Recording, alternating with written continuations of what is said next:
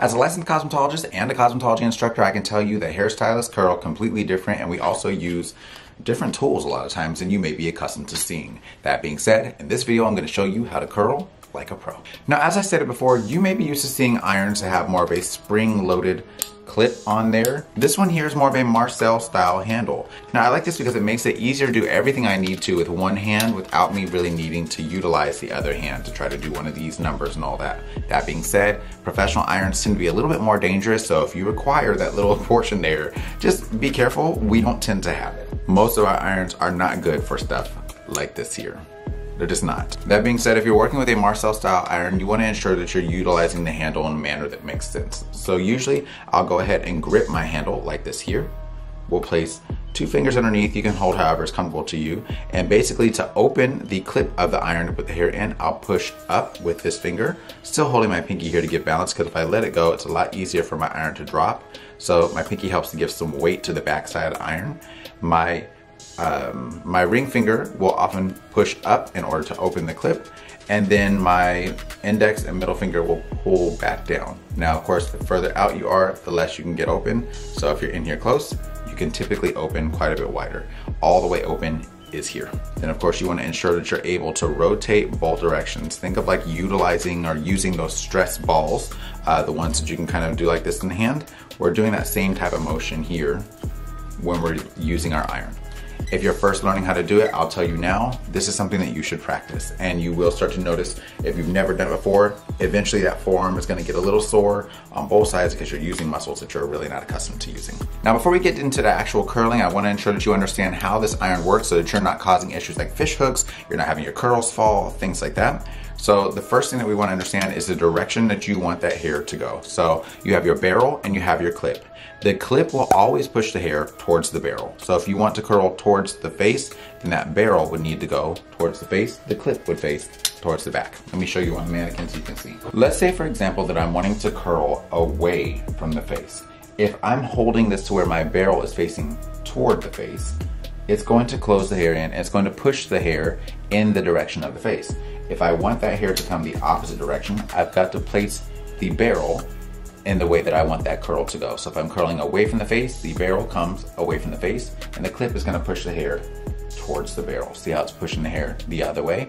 Then from there, I would go ahead and begin to curl going the opposite direction, like so. And you can notice how I'm able to do that with one hand, okay? So this iron's not on yet just because I don't want to burn up this hair to try to show you an example like that, but I want to ensure that you get that. Now, if you're working with an iron like this, often you'll have a lock and unlock switch. So if you'll notice here, I have the switch that says unlock and lock. I prefer to use it unlock because that means that this portion here turns as well as this portion here. It makes it a lot easier for me to control. If you find that this iron slips in your hand a little too much and you would like a bit more stability, you're going to line up that little triangle there with the line and then just lock your iron in place. And then this part won't swivel, just your top handle will, and that way you've got a bit more stability. You have to work it a little bit more that way there. Like I said, I like mine unlocked. Currently I have my iron set to about 350 degrees Fahrenheit. Now, the selection that you make is going to be based on the texture of the hair. If you're needing information on hair texture and what that looks like for you, I would highly encourage checking out some of my videos on that. If you don't know about that, you can just search on YouTube GlamFam hair texture, and I'll break it down for you in a shorter time or as long a time as you want. I can get in depth if you need to, and I've got multiple videos that go through the same subject. Okay, so before we go through what to do correctly, I'm going to show you some of the common issues that I see from my students, and that way I can discuss with you how to solve those issues there. So a lot of times what I see is people go ahead and they'll clip up here, they'll slide all the way down, and they'll start curling from down here. Number one, this is going to create a lot more frizz in your curls. Number two, now we're having to burn up the ends of the hair just to wait for this part to get warm. It's like this still isn't warm. Still isn't warm. It's taking a long time. And you can see like my fingers are still here. It's not hot here. As I'm doing that, the oldest parts of the hair, the ends, are burning up in this iron. So I want to ensure that when I'm doing this, that I'm curling from the middle or the top of my section down, because right now I'm burning up the oldest parts of the hair, and it's really easy for you to end up seeing damage here. This part still has not gotten to the heat that I need. So when I release this, I'm going to go ahead and see my curl drops. It's messy. It doesn't have a ton of smoothness to it at all. So when I'm looking at this hair and I'm trying to curl, I want to ensure that I'm getting some degree of solid curl there. And you can see like my curl down here is staying pretty well. I want to let that completely cool before I mess with it either way. You're gonna notice like this hair up here really didn't get enough heat to do anything. Now that heat is what's giving the hair its ability to curl. So I don't want to start combing through this until it has completely cooled down, because since the heat is what gave it the curl, if it's still hot and I run my fingers through, it's going to drag that curl down, and once it cools, it's gonna set into that relaxed space and then drop from there instead of dropping from the tight space I needed to. So I'm gonna show you again. We're gonna go ahead and curl here. I'm gonna show you how a licensed cosmetologist would typically do it.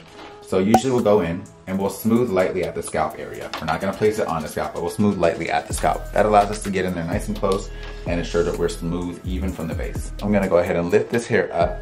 While I'm doing so, I'm using my index and my middle finger on the other hand to hold that hair. My thumb is holding my tool, so that way I'm not having to put things down. Every time I'm putting a tool down, I'm going to be slowing myself down. So we're gonna go ahead and come on in here. I'm going to clip here from the top of my section and immediately start to curl. Now my other hand is just here to move that hair out of the way as needed. So I'm going to lightly wiggle here. That allows me to feed the hair in, turn. We're gonna pull that hair back into the iron. And I want to ensure all of those ends are able to get into the iron while I'm curling. By doing it this way, I get that heat up at the top and it's already warm here. So as I'm curling down towards the ends and I feed those ends in, I don't need to leave it on for a ton of time in order to get a smooth curl that's gonna hold all the way up here. So you can see the difference in the smoothness and the shine that's here versus the previous one that was done before.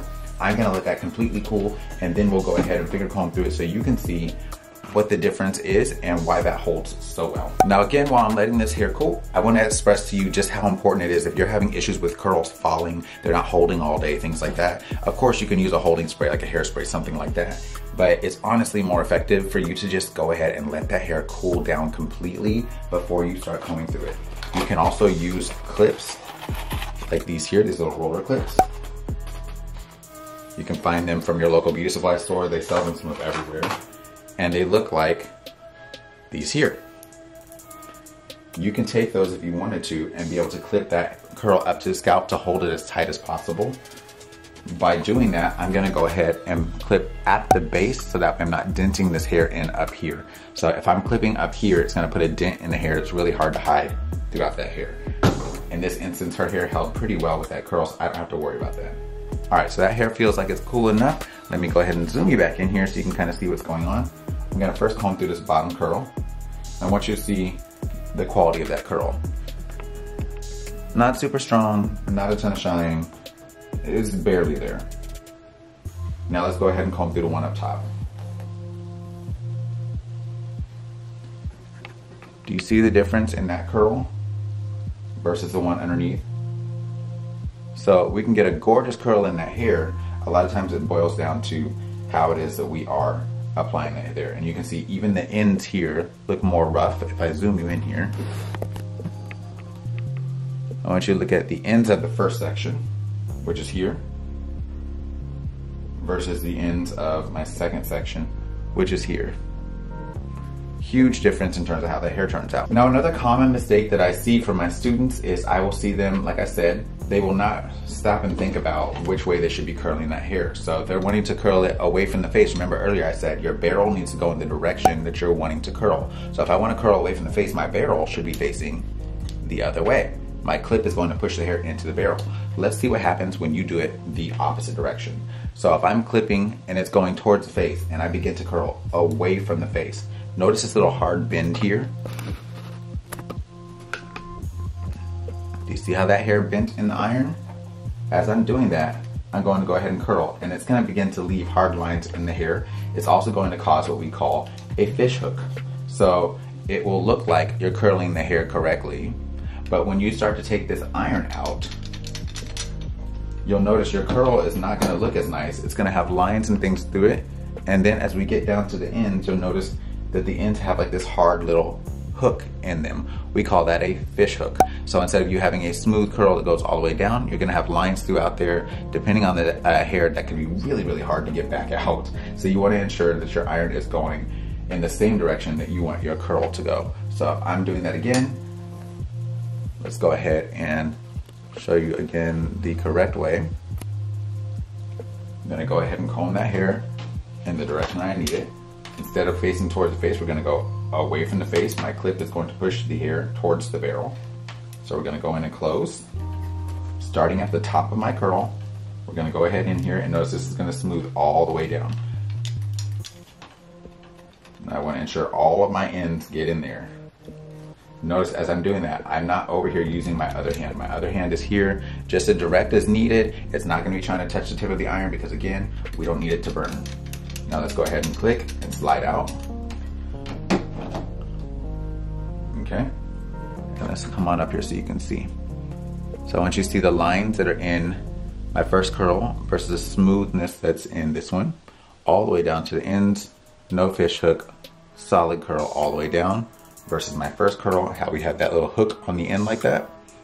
Huge difference in terms of how that hair turns out. So if I'm spiral curling or if I want more of that beachy wave that's popular now, I can go ahead and do my curls a bit more like that there. Versus this one, you can see it just didn't really hold the same.